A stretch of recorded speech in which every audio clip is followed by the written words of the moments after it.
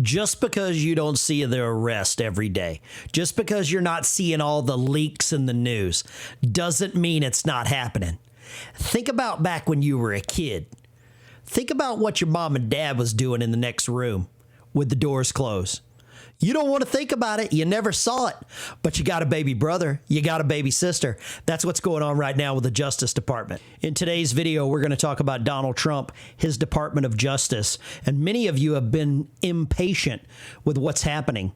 But I've got a clip here with Mike Davis, and rest assured, justice is coming. I just had several meetings at the Trump Justice Department. I met with the Attorney General, Pam Bondi, the Deputy Attorney General, Todd Blanche, the acting number 3, Chad Mizell, and the incoming number 3, Stanley Woodward. And I want to reassure the War Room posse that they are very much on top of what's happening in our country, right? And just because you're not seeing criminal indictments right now that does not mean they're not coming. They are very much incoming. I want you to go back to that team because that's pretty impressive. This is not President Trump's first term Justice Department. Walk through who the players are, starting with Pam. So Pam Bondi is the Attorney General. She is a rock solid constitutionalist. She's bold. She's fearless. She's not being flashy about what she's doing behind the scenes. Okay. She is very much doing things behind the scenes. We love Pam. Yes. Okay, who else? She's great. We have She's great. Todd Blanche. Fabulous. The Deputy Attorney General. Deputy Attorney General Todd Blanche is an absolute pit bull. Think of it that way. He is a junkyard dog. Donald Trump put people around him that he can trust, that are loyal. And I think he put people around him that are not leaking secrets, leaking the plans, leaking the information to the news media. We just saw some leakers get perp walked out of the Pentagon, and I'm glad to see it.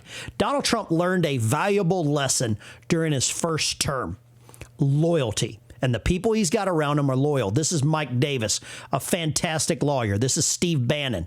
Steve Bannon has Donald Trump's back. And when Steve Bannon says that he trusts Pam Bondi, he trusts Kash Patel, I like Steve Bannon, and I'm going to take him for his word because it's been legitimate. They actually put Steve Bannon in prison, so he's got a point to prove and maybe a bone to pick. And the word is from Pam and the team is that, hey, we're not going to screw any of these things up. We don't want to hurry it. Things are happening. Stand by. Justice is definitely coming. Let me just assure. They don't want to screw anything up. They don't want to rush anything. They don't want to be first. They want to be right. That's the big thing. And that's what many people here on YouTube, news organizations, they rush the story before they get it right. First is not always best. Okay. And I believe exactly what Steve Bannon said here. They want to get it right. They want to measure 3, 4, 5 times. Some of these things are rumored to be already at a grand jury level. Okay. Think about that. Sure, the War Room posse, justice is coming, and there's going to be accountability for this unprecedented Republican-ending lawfare. Where the Biden Justice Department was politicized and weaponized. There's going to be accountability for a lot of these crimes. It takes time to build these crimes. Kash Patel is there. He's doing a hell of a good job. So is Dan Bongino, his deputy. Justice is coming. So just because we don't see it publicly does not mean it's not happening. I know it's happening. He knows it's happening. Mike Davis, attorney for Donald Trump. Now, I want to show you something that happened today. Not a lot of people might see this. Not a lot of people might show you this, but this will confirm exactly what Mike Davis said. This is an article from the Gateway Pundit. Tulsi Gabbard criminally refers 2 intel officials to the DOJ for prosecutions to leaks at the Washington Press, Washington Post, and the New York Times. This is DNI. Tulsi Gabbard referred 2 intel officers to the Justice Department for leaking information to the New York Times and the Washington Post. Okay? So if you don't think things are happening, if you don't think things are occurring just because it's not on the front page of CNN, it's not on the front page of Fox, it's not on the front page of CNBC, it's not on the front page of every other rag like The Atlantic. Come on, man. Donald Trump was almost killed. His family's home was raided.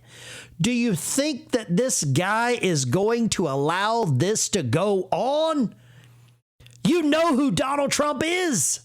In another huge story that none of the liberal rags are going to show you, the DOJ files terrorism charges against the Tren de Aragua leader.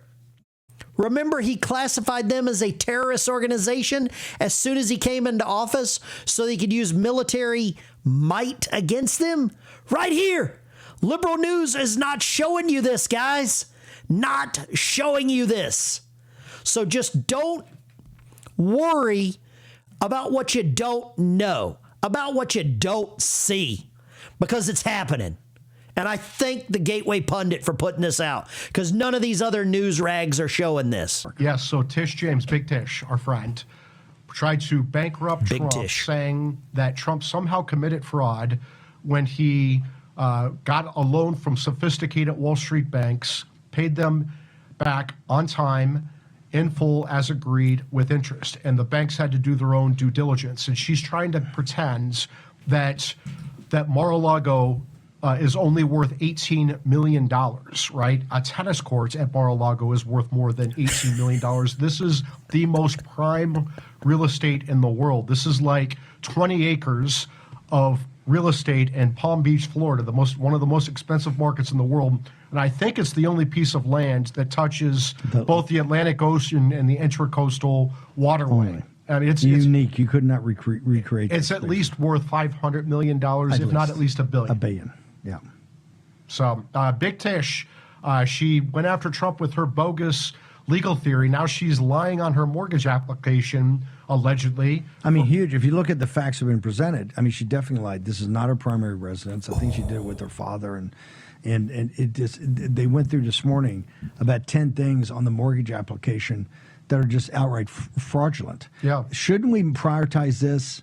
You know, I don't understand why Southern District of New York has not announced, which they used to leak on Trump all the time, an investigation and go and panel a grand jury and let's see the chips fall where they may. I would say this. Guys, ladies and gentlemen, that's the biggest thing. You got so used to all of the leaking information under Biden. And when Trump was in office before, there were so many leaks that the general public was hyper aware. And you know what that makes it hard to do? To find a jury.